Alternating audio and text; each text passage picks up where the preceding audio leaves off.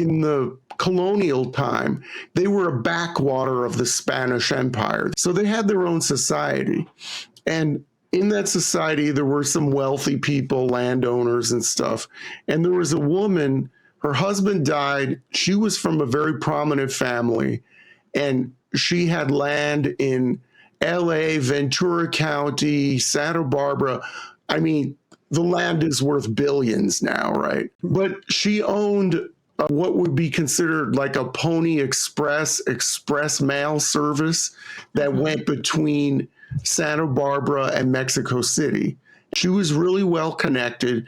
And because she came from one of these prominent families, she knew everybody. And so when the Mexican War was going down, some of her sons were fighting and a lot of her other relatives.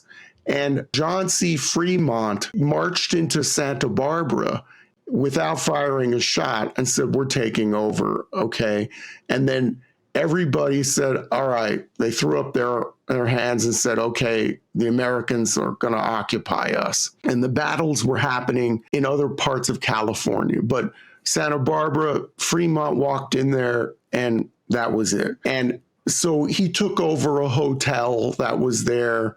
Doña Bernarda said to one of the Mexican men, "Can I talk to John C. Fremont for like 10 minutes?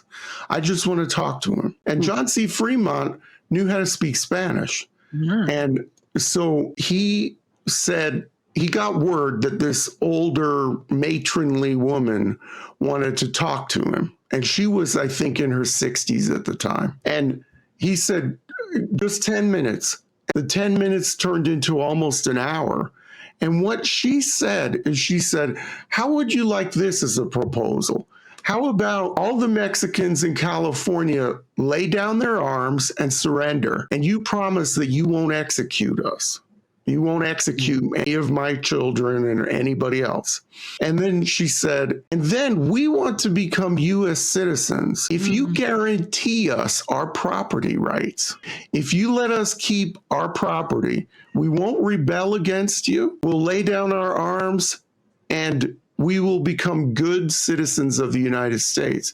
And and because of this little old lady who went to the hotel and she was looking out for the interests of her family and her friends, that's why Mexican Americans in the Southwest were guaranteed these rights.